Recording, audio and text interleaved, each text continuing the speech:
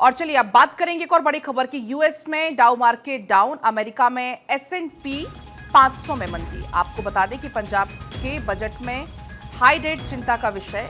Australia के export में 2% की बढ़ोतरी, ब्रिटेन के लिए आईआईपी में कमी। इसके अलावा आज बाजार कैसा कुछ रहने वाला है, इसको लेकर भी हम चर्चा चूंकि करते हैं, हमारे साथ मार्केट एक्सपर्ट जुड़ते हैं और उनसे ये हम बातचीत करके पता लगाने की कोशिश भी करेंगे कि क्या कुछ बाजार की स्थिति रहने वाली है। इस बीच आकाश जिंदल जी जुड़ चुके हैं। बहुत स्वागत सर आपका भारत 24 पर। लेकिन अगर हम बात करें तमाम जो पॉइंट्स हमने गिनाए, इसके अलावा अगर हम बात करें आज के बाजार को लेकर, तो क्या कुछ स्थिति रहने वाली है? देखिए, ग्लोबल मार्केट्स में कुछ मंदी है और अब टैरिफ का डर, आपको तो याद है पहले कई बार हमने डिस्कस किया, दोबारा से वो सामने आ रहा है कि क्या 2 अप्रैल को टैरिफ की एक और किस्त, रेसिप्रोकल टैरिफ, रिटेलिएटरी टैरिफ क्या लगेंगे और उसकी वजह से ग्लोबल इकोनॉमी में कपकपाहट है। हिंदुस्तान की इकोनॉमी बहुत बढ़िया चल रही है। हमारे यहाँ तो महाकुंभ का डेटा आ गया है, फ्लाइट्स बहुत अच्छी रही, टूरिज्म बहुत अच्छा रहा। उसके अलावा स्कूटर सेल्स इंडिया में बहुत अच्छा बूम कर रही है, खासकर टीयर 2 सिटीज में बहुत अच्छा रिस्पॉन्स आ रहा है। कंजम्पशन हिंदुस्तान में बढ़ती जा रही है। पंजाब का कल बजट आया है, वहाँ पे काफ़ी अच्छा एलोकेशन किया गया है ड्रग्स के मैनेज को खत्म करने के लिए, ड्रग्स के काटे को खत्म करने के लिए। बट वहीं पंजाब हमारी एक इंपॉर्टेंट स्टेट है, वहाँ हाई डेट का इशू है। डेट जो है वहाँ पे ज़्यादा है जीएसडीपी के मुकाबले में।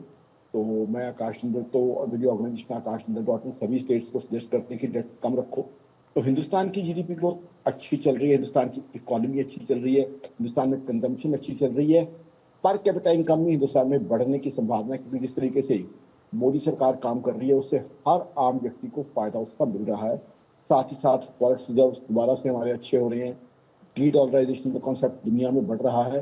तो हिंदुस्तान कहीं ना कहीं ग्लोबल इकोनॉमी के अंदर एक मजबूती के साथ आगे बढ़ रहा है। बट इशू क्या है? इशू है ग्लोबल इकोनॉमी का। क्या ग्लोबल इकोनॉमी में 2 अप्रैल ऐसा दिन साबित होगा कि रेसिप्रोकल टैरिफ्स लगेंगे? कुछ भी नाम दे दिया जाए, उसे रेसिप्रोकल टैरिफ कहिए, रिटेलिएटरी टैरिफ कहिए, क्या वो टैरिफ लगेंगे और क्या ये टैरिफ वॉर आगे बढ़ेगी? ये एक बहुत बड़ा क्वेश्चन मार्क है ग्लोबल इकोनॉमी के सामने। यूएस को इस चीज से देखना होगा। जो क्वेश्चन मार्क्स वहाँ इकोनॉमी के सामने आए हैं, जो डायलेमा उनकी इकोनॉमी के सामने है, they have to address that dilemma. क्योंकि ये बात क्लियर है कि यूएस का उससे इन्फ्लेशन बढ़ेगा, शायद स्लो डाउन रिसेशन की तरफ पहुंच जाए। बट क्या यूएस इस चीज को रियलाइज करके कुछ रीथिंक करेगा? हिंदुस्तान ने अच्छी स्ट्रेटजी रखी है, हमारे यहाँ फ्लेक्सिबिलिटी है। तो हमारी सरकार ने यूएस के कुछ प्रोडक्ट्स पे टैरिफ कम भी किए हैं, ताकि जो है मिलजुल के बातचीत से आगे बढ़ा जाए। यही एक समझदार सरकार की पहचान होती है जो हिंदुस्तानी सरकार कर रही है।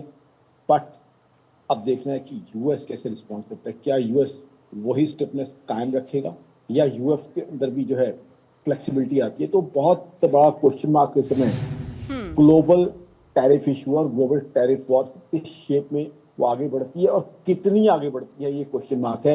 एक्सपेक्टेशन ये थी कि मार्च के बाद शायद आगे ना बढ़े, बट फिलहाल डायलेमा है, क्वेश्चन मार्क्स हैं और the world has to watch, the world has to be really watchful towards the global tariff war because already global economy is clearly going through a slowdown.